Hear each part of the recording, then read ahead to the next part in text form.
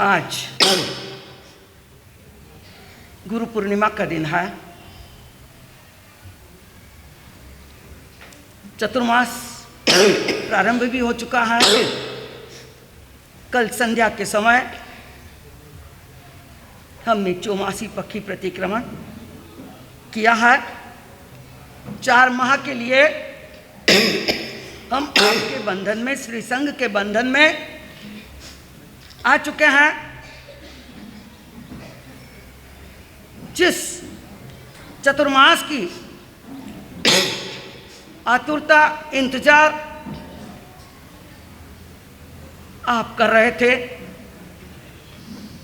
कि कब वह चतुर्मास का समय आए, और हमारे कार्यकर्ता कितने दिनों पहले से तैयारी में लग चुके थे। इनकी आतुरता, इनकी इंतजार कैसी रही। हम सोचें इसके लिए आतुर कौन होता है।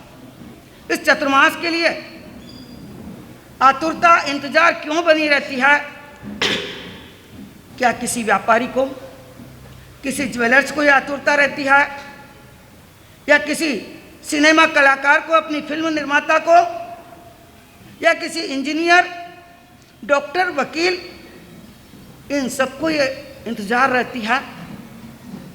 नहीं, लेकिन सच्ची इंतजार इस चतुर्मास की किसे रहती है? किसान को रहती है। वह आतुर रहता है कि कब बारिश आएगी, कब चतुर्मास लगेगा और मैं क्या करूंगा। अरे बीज बोऊंगा, बावनी करूंगा, तभी जाके फसल प्राप्त होगी। अगर इस समय बीज नहीं डाला तो फसल पैदा हो नहीं सकती है, और अगर फसल नहीं आई, अनाज नहीं पका, तो क्या होगा, क्या खाएंगे, क्या करेंगे। ये सारी चिंता जैसे किसान को रहती है, वैसी ही चिंता, वैसी ही आतुरता, वैसा ही लगाव किसे रहता है? भक्तों को रहता है कि चतुर्मास लगेगा तो हम भी धर्म ध्यान करेंगे, गुरु आएंगे और हमें सद्बोध देंगे। इसीलिए चतुर्मास का जैसे ही प्रारंभ होता है, और गुरु पूर्णिमा का त्योहार, आप छोटे छोटे बच्चे, आप और हम थे तब स्कूल में भी क्या की जाती थी, गुरु पूर्णिमा मनाई जाती है। और आज अभी साध्वी जी ने जो आपको बताया गुरु का महत्व, गुरु कारीगर सारिका टांची वचन विचार, पत्थर से प्रतिमा करे तो पूजा लहे अपार। गुरु क्या करता है? पत्थर से प्रतिमा, जो एक रास्ते में ठोकर खाने वाला पत्थर है, 2 पत्थर पड़े हुए होते हैं। एक पत्थर जो पड़ा हुआ है, आता जाता राहगीर उसको ठोकर मारकर निकल जाता है, और एक पत्थर जो बराबर एक जैसा है, राहगीर आता है, कोई कलाकार आता है और उस पत्थर को उठाकर लेकर जाता है, और उसकी प्रतिमा, उसमें भगवान को वो प्रकट नहीं कर सकता है, लेकिन उसकी जो फालतू की चीज है उसको कटिंग करके क्या कर देता है, निकाल देता है, और उसी से प्रतिमा बन जाती है। यही हालत शिष्यों की होती है। हम भी एक अनगढ़ पत्थर की तरह होते हैं, जो रास्ते चलता कोई भी ठोकर मार सकता है, हम भी भटक सकते हैं संसार के चक्कर में। लेकिन एक गुरु मिलता है, एक कारीगर मिलता है, एक कलाकार मिलता है, जो पत्थर से क्या कर देता है, छीनी और हथौड़ी के द्वारा फालतू का जो है वेस्टेज को निकाल देता है और परमात्मा को प्रकट कर देता है। ऐसे ही हमारे अपने गुरु मालव सेनी पूज्य गुरुवर्या श्री कमलावती जी महाराज, जिनके बारे में कुछ कह नहीं सकती हूँ। शायद माँ ने जन्म दिया और माँ खुद भी यही कहती थी, हे गुरुवर्या, मैंने शायद इन्हें आपके लिए ही जन्म दिया है। ऐसी मेरी महान गुरुवर्या कहते हैं, जैसे राम को मिले, सबरी को मिले राम के चरण, ऐसे ही मुझे मिली गुरु की शरण। जहाँ आज सबरी का नाम क्यों लिया जाता है, वह तो एक बिल्ली थी, लेकिन जहां राम उसके घर आ गए, राम के चरण पड़ गए, राम ने उसके झूठे बेर खा लिए, इसीलिए सबरी भी क्या हो गई, अमर हो गई। अभी अभी अयोध्या में जब राम अवतरण हुआ है, राम आए, राम की मूर्ति लाई गई, तब गीत किसके चले? अरे सबरी के गीत सबसे ज्यादा प्रिय बने। मुंह पे, हर मुंह पर वो सबरी का गीत आने लगा, क्योंकि सबरी तो एक जाति से क्या थी, क्षुद्र जाति की थी, एक भीलनी थी। लेकिन जहां राम आ गए तो क्या हो गया? अरे सबरी भी महान बन गई। इसीलिए गुरु अगर मिल जाते हैं तो शिष्य चाहे कैसा भी हो वह क्या बन जाता है? विचार करें, कहा जाता है शिष्य बनाए बिना तो कई मोक्ष गए हैं। अगर किसी गुरु को शिष्य नहीं मिला, किसी संत को शिष्य नहीं मिला, तो भी वो मोक्ष चला जाता है, लेकिन शिष्य बने बिना किसी को मोक्ष नहीं मिलता है। जब तक शिष्य न बनो, जब तक लघुता नहीं आएगी, तब तक क्या नहीं होगा, किसी को भी मोक्ष नहीं मिल सकता है। गुरु सब कुछ होते हैं, गुरु चक्षु दयानम होते हैं। एक छोटा सा उदाहरण मुझे आया कि गुरु के प्रति जो समर्पण होना चाहिए वह कैसा हो। एक बार एक गुरु ने अपने शिष्य की परीक्षा लेना चाहिए, क्योंकि शिष्य बहुत विनयवान था, समर्पित था, जिसका नाम था शेख फरीद। गुरु ने देखा मेरे शिष्य तो बहुत हैं, लेकिन परीक्षा ले लूं, ये सबसे ज़्यादा मेरा प्रिय और शिष्य समर्पित है, तो इसके समर्पण की एक बार परीक्षा तो लूं।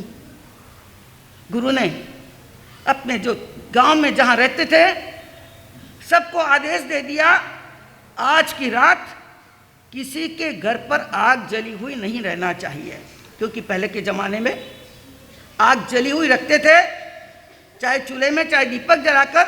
लेकिन गुरु ने आदेश दे दिया कोई भी दीपक नहीं जलेगा, कोई आग नहीं रह पाएगी, ये मेरा आदेश है।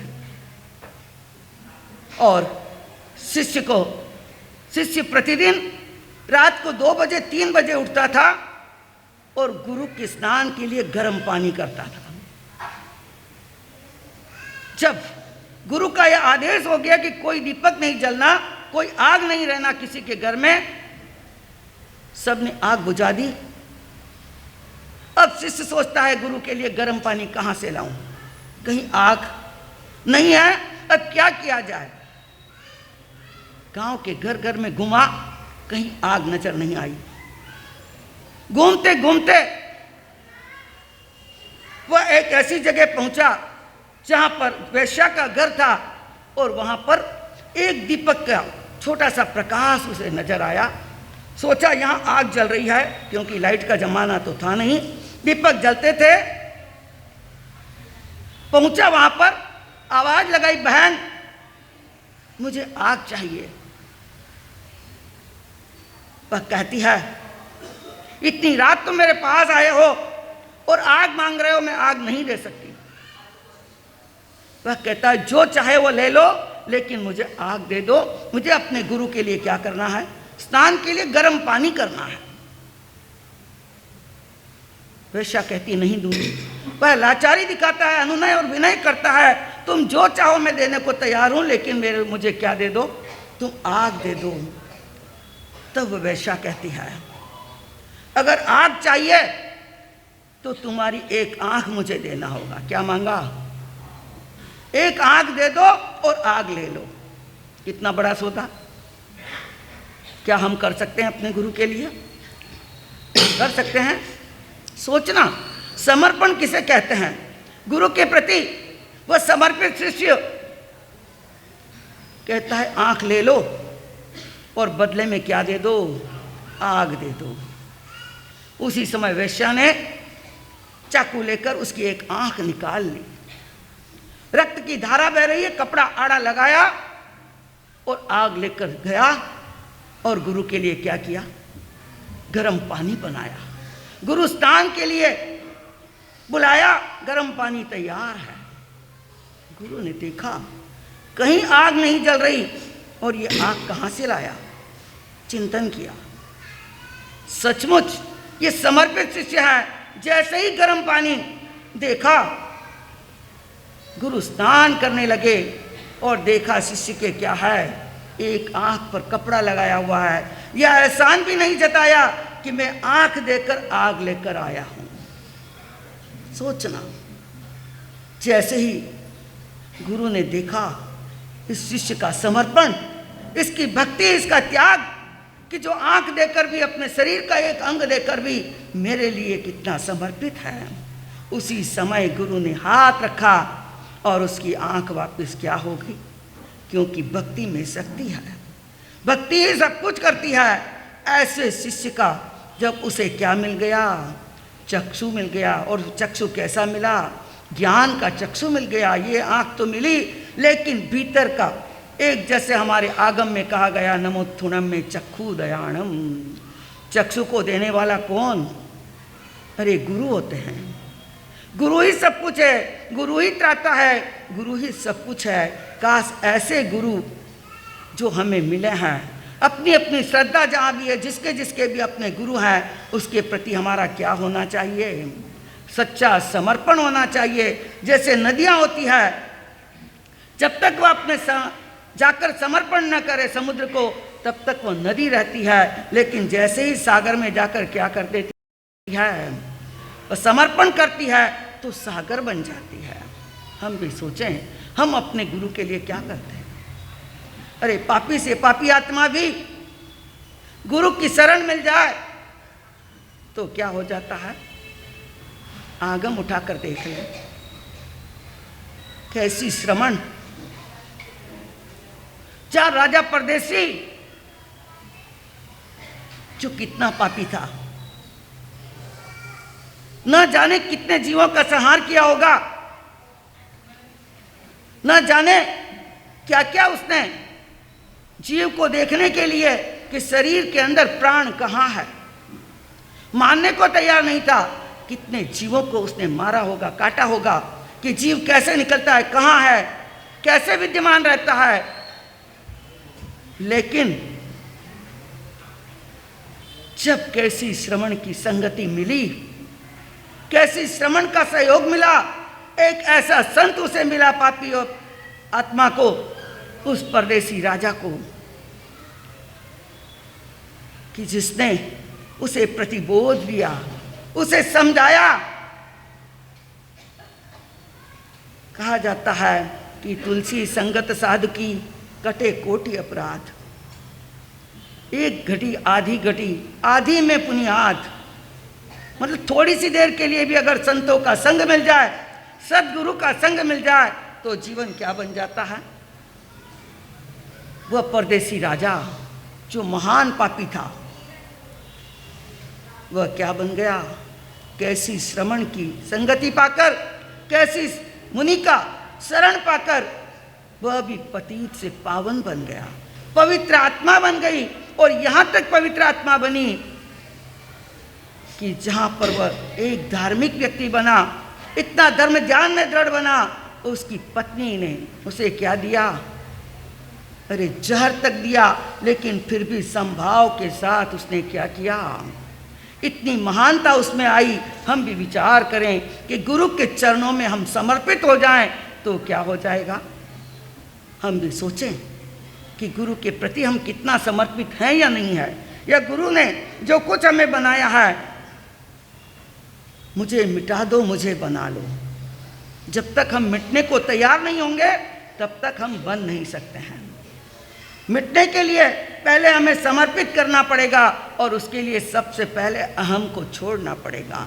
जब तक हमारे भीतर में अहम रहेगा कि मैं ही सब कुछ हूँ या मैं कुछ हूँ, तब तक हम कभी गुरु के प्रति समर्पित नहीं हो सकते हैं। तो घड़ी अपना वक्त बता रही है, हमें समर्पण करना है गुरु के चरणों में। अपने अपने गुरु के प्रति आज के दिन हम क्या करें?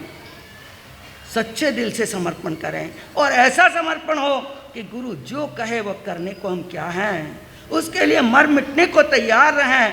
तब जाकर हमारा सच्चा समर्पण और सच्ची गुरु पूर्णिमा होगी। आज मैं अपने गुरुओं के प्रति श्रद्धेय गुरुदेव ज्योतिषाचार्य कस्तूरचंद जी महाराज, पूज्य प्रवर्तक, जिन्होंने मुझे कर्म बनते का पाठ पढ़ाया, दीक्षा दी, ऐसे गुरुदेव श्री प्रवर्तक हीरालाल जी महाराज, जिन्होंने मुझे आज्ञा में सहयोग दिया, माता पिता को समझाकर, ऐसे गुरुदेव श्री अशोक मुनि जी महाराज, गुरुवर्या श्री कमलावती जी महाराज, उन सबका मैं जितना एहसान मानूं, जितना उपकार मानूं कि जिन्होंने मुझे इस योग्य बनाया। और आज उनके चरणों में मैं यही कहना चाहूँगी कि जहाँ कहीं पे भी है उनकी छत्र छाया में ही हम क्या हो रहे हैं, आगे बढ़ रहे हैं। उनका छत्र, उनकी वो आशीर्वाद, उन्हीं की प्रेरणा, उन्हीं का सब कुछ हमें प्राप्त हुआ है और यही आजीवन तक बना रहे। इस दिन शासन की सेवा उनका शिष्यावृंद इसी तरह करता रहे और आगे बढ़ता रहे। इतना ही कहकर विश्राम लो। बोल भगवान महादेव।